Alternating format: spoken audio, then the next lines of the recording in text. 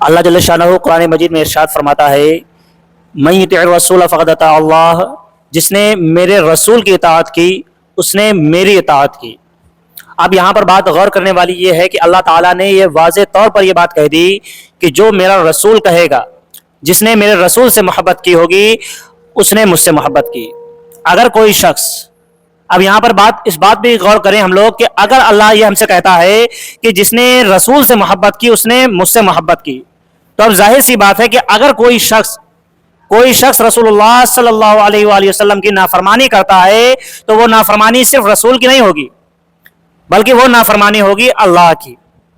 اب ظاہر سی بات ہے اگر کوئی انسان اللہ اور اس کے رسول کی نافرمانی کرے گا تو پھر اس کی کوئی بھی نیکی قابل قبول نہیں ہوگی۔ اگر ہم سے کسی معاملے میں اللہ تعالیٰ کی شان میں کوئی غلطی ہو جاتی ہے، کوئی کوتاہی ہو جاتی ہے، تو اللہ تعالیٰ غفور الرحیم ہے، اللہ تعالیٰ اس کو معاف فرما دے گا،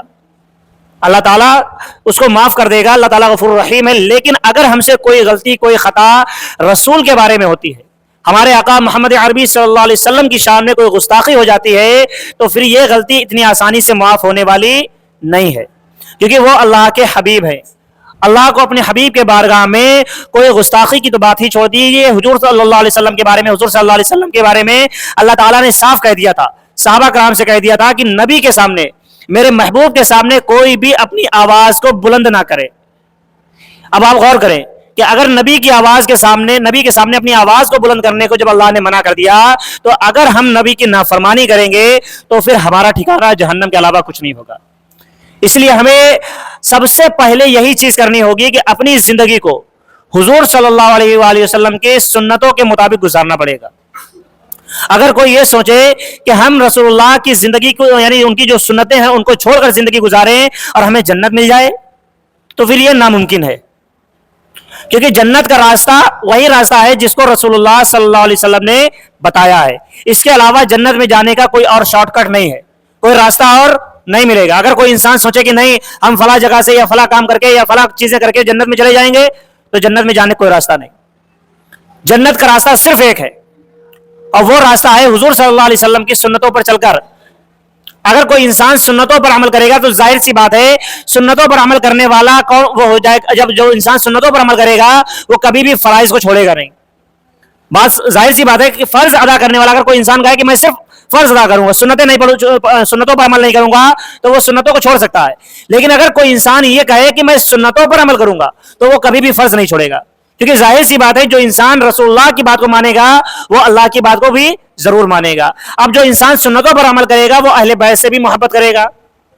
بھائی ظاہر سی بات ہے ایسا نہیں ہو سکتا کہ اگر کوئی انسان سنتوں پر تو عمل کرے لیکن رسول اللہ صلی اللہ علیہ وسلم کے اہل بیت سے محبت نہ کرے، ان کے صحابہ سے محبت نہ کرے، تو ایسا نہیں ہوگا۔ اسی لیے کہا گیا ہے کہ اہل سنت وہ لوگ ہوتے ہیں جو رسول اللہ صلی اللہ علیہ وسلم کی سنتوں پر عمل کرتے ہیں، اہل بیت سے محبت کرتے ہیں، صحابہ کرام سے محبت کرتے ہیں، اور یہی وہ راستہ ہے جس سے انسان جنت تک پہنچ سکتا ہے،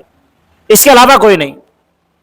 اب اگر بات آتی ہے کوئی انسان یہ سوچے کہ ہم کچھ چیزوں پر عمل کریں، کچھ چیزوں کو چھوڑ دیں، تو وہ انسان کامل ایمان والا نہیں ہوگا، کیونکہ اللہ تعالیٰ نے صاف طور پر، واضح طور پر یہ بات بیان فرما دی کہ کوئی بھی انسان جب تک مسلمان نہیں ہو سکتا ہے جب تک اس کو رسول اللہ سے محبت، یعنی رسول اللہ کی محبت ہمارے دل میں اتنی زیادہ نہ ہو جائے کہ ہماری اولاد سے زیادہ، اگر ہمارے دل میں یہ ہے کہ ہم اولاد کو پہلے دیکھ رہے ہیں، رسول اللہ کی بات بعد میں سن رہے ہیں، تو پھر ہم مسلمان نہیں ہیں، ایمان والے ہم نہیں ہیں۔ اگر ہمارے دل میں بیوی کی محبت ہے، ہمارے دل میں ماں کی محبت پہلے ہے، ہمارے دل میں اگر والدین کی محبت پہلے ہے، ہمارے دل میں کاروبار کی محبت پہلے ہے، یا ہمارے دل میں گھر اور جائیداد کی محبت پہلے آ رہی ہے، تو یاد رکھنا کہ آپ ایمان والے نہیں ہو سکتے۔ ایمان والا، کامل ایمان والا انسان مومن تبھی بنتا ہے جب اس کے دل میں رسول اللہ کی محبت سب سے زیادہ ہو، اس کی اولاد سے زیادہ، اس کے مال سے زیادہ، اس کے ماں باپ سے زیادہ، اس کی جائیداد، زمین، یعنی حتیٰ کی تمام چیزوں سے زیادہ جب بندے کے دل میں رسول اللہ کی محبت ہوگی تب وہ کامل ایمان والا بنے گا۔